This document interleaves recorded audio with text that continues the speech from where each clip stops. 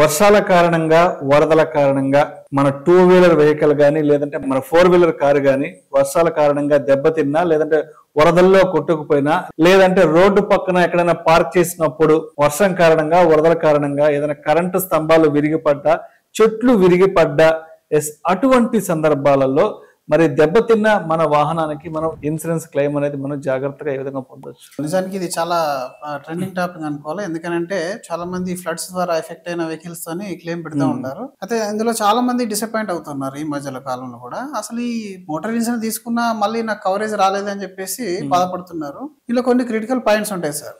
అసలు motor insurance అంటేనే it's పెద్ద కాంప్లికేటెడ్ సబ్జెక్ట్. చాలా రకాల యాడ్-ఆన్స్ ఉంటాయి, చాలా రకాల కవరేజెస్ ఉంటాయి. ఎస్పెషల్లీ ఫ్లడ్ విషయానికి వస్తాయి, ఇది ఇట్స్ ఒక న్యాచురల్ కెలామిటీ. ఇందులో మీరు అన్నట్టుగా చెట్లు విరిగిపడ్డా, లేదనంటే ఎవరైనా ఇంకేదన్నా పని చేస్తున్నప్పుడు ఆ బిల్డింగ్ నుంచి ఏదైనా మెటీరియల్ పడ్డా, కరెంటు స్తంభాలు ఏదైనా మనకు విరిగిపడ్డా కూడా, లేదా మీకు డంపింగ్ అయినప్పుడు, వాటర్ లో డంపింగ్ అయినప్పుడు కూడా ఈ కార్ డామేజ్ అనేది జరుగుతుంది. దీన్ని almost majority of the cases లో టోటల్ లాస్ కిందకి వస్తుంది. అంటే టోటల్ లాస్ అంటే ఇంకా కార్ పనిచేయదు. ఇలాంటి సందర్భాల్లో అతిపెద్ద రిస్క్ ఏంటంటే ఇంజన్ సీజ్ అంటారు అనమాట, హైడ్రాలిక్ లాక్ అంటారు దాన్ని.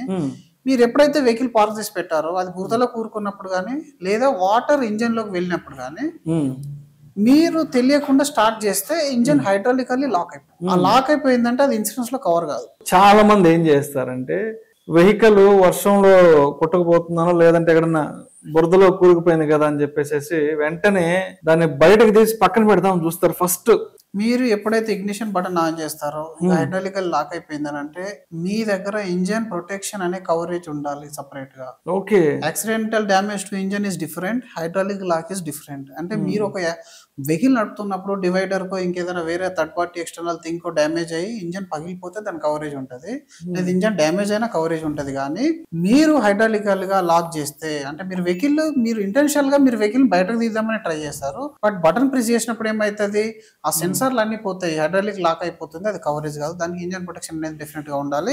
ఇంకా ఈ చెట్ల విషయానికి, పోల్ల విషయానికి వస్తే అది నేచురల్ కెలామిటీ కిందకి వస్తుంది. అప్పుడు అది క్లెయిమ్ వస్తుంది మీకు.